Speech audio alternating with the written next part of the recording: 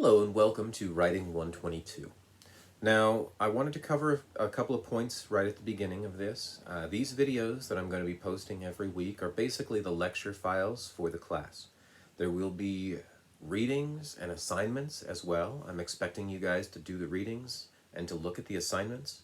But things like covering questions about the assignment or discussing the readings, we're not going to be doing that in these lecture files because each week we're also going to have a face-to-face Zoom meeting that's going to give you guys a chance to ask questions about the prompts, about the readings, to give us a chance to discuss those things sort of back and forth. If I just talked about the readings on a video like this, I'd basically be summarizing the readings for you.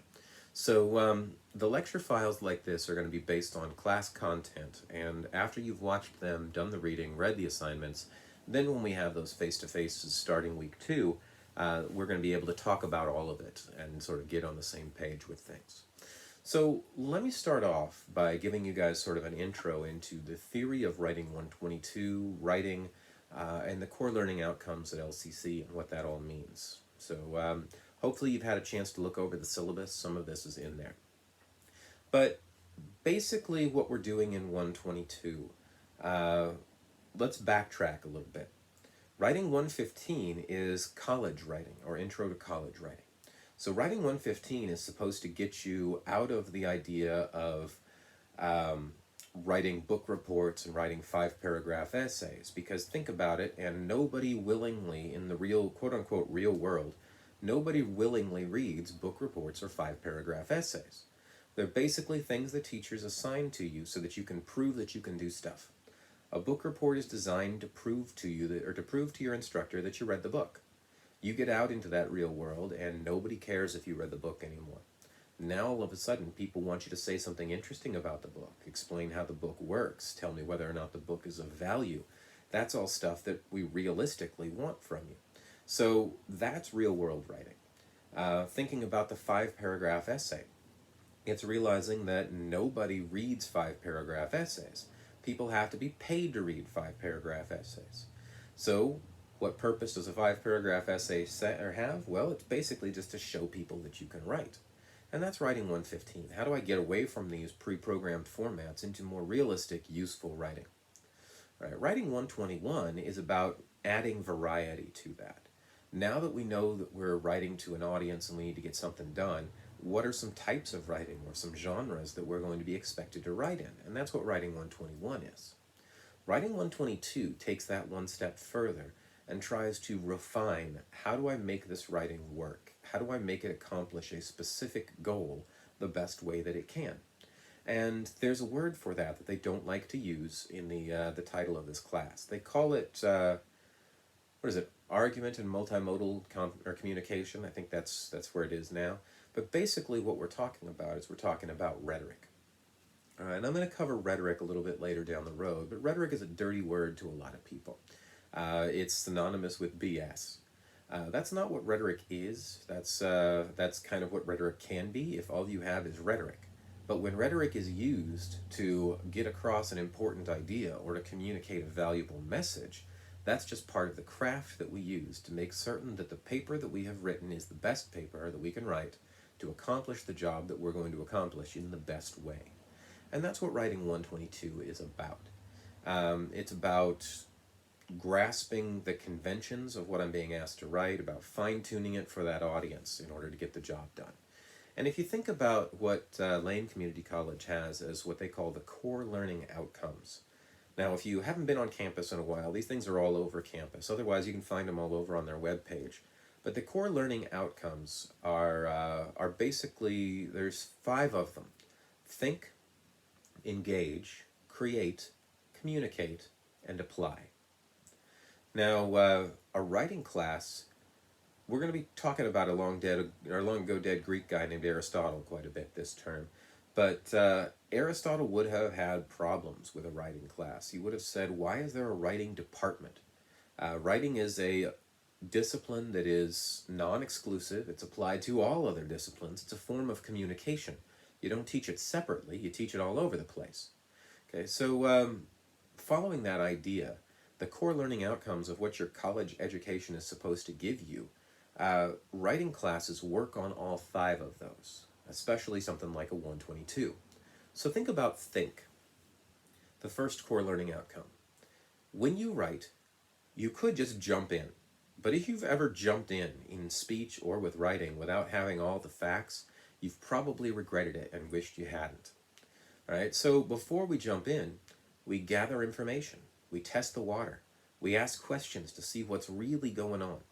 Okay, analysis of the situation or the rhetorical situation happens here in think. Okay, next up we have engage. Okay, what do you want to have happen? What's your goal? So thinking about something like that 5-paragraph essay I mentioned earlier. Okay, most of the time you get those in classes. Most of the time you get those as like things on a standardized test. So imagine an essay on a standardized test. You get this silly little prompt that says something like, plan a meal that describes your personality. All right. Those are terrible. That was a prompt that I actually got. So engage is, what do I want? I've been given this prompt, plan a meal that describes your personality. I would like 5 points out of 5 points. How do I write a response to that prompt that's going to get me 5 out of 5 points? So engage, what do you want to have happen? How is what I'm going to be writing, or how is what I write going to be received? It's looking at your audience and their context. So in that context, think about who grades a 5-paragraph essay. It's not a computer yet. Usually it's a graduate student or a part-time instructor looking for extra funds. Right? So put yourself in their shoes. Okay, what do they need? Or what do they want? Or what's it like to be them? So imagine sitting at a desk with a stack of papers this tall, and each one of those papers is between 1 and 2 pages, and each one of them plans a meal that describes the personality of a person you will never meet. Right, now if you can imagine yourself in that situation, that is a special kind of hell right there. Right, so you have to ask yourself, what do they want? Okay, and I'll tell you, having been that person, what I want, why are they doing that? They're doing that for a paycheck. Okay, nobody reads plan a meal that describes your personality for fun. You want the paycheck. What stands between you and the paycheck? This stack of papers. So what do you want? I want to be done. Okay, engage is looking at that. I want 5 points. You want to be done. Now we move on to create. What am I working with? What external elements can I use? Figuring out drafting and outlining. How do I actually plan that thing? So think about, what do I need to put in that paper? So think about the best paper from the point of view of the person with that stack of papers on their desk. The best paper, well, there's an optimistic and then there's a pessimistic or realistic way to put this. The optimistic way is, what do they want? They want a paper that's surprising and interesting and wakes them up and challenges them and is so much better than the other ones around it. And there's value to that, but if you write that, I'm going to make this novel and interesting and fun for you, it's not going to be fun for them. It's a paper that plans a meal that describes your personality. Okay, well, there's a little bit of value to that. I always tried to write that paper, and I always did okay, but not as well as I could have. So I'll tell you what the best paper, the realistic answer is. The best paper is one with a name, and it's otherwise blank. From their point of view, that's the best paper, because I don't even have to think about it to grade that paper. 0 out of 5 points. Done. Move on. If they were all like that, I'd get my paycheck in no time. All right, so create is, that doesn't serve me. I don't want 0 out of 5 points. They want easy to grade. What can I give them that's easy to put a 5 out of 5 on? And that's create. What goes into an easy 5 out of 5 paper? And that's where you fall back on things like the 5-paragraph outline. You're dealing with something that tells you what you're going to tell, or tells my audience what I'm going to tell them. Tells it to them in 3 areas of breakdown, each of which have a clear thesis statement that sums it all up at the beginning of the paragraph. Tells me what you told me in a conclusion that sums up all my main points. This is basically like, hey, look, I can write 5 out of 5, please. And that's what the 5-paragraph essay was designed to do. So think, can't just jump in, gather information, test the water, ask questions, figure out what's really going on. They want to know if I can write. Engage.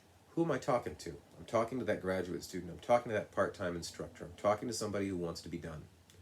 Create. I would like to give them clear evidence of these things so that they can give me 5 out of 5. Communicate is the fourth CLO. How do I use what I have in order to do that, in order to reach this audience? How do I do it better or best? Revision and focus happens there.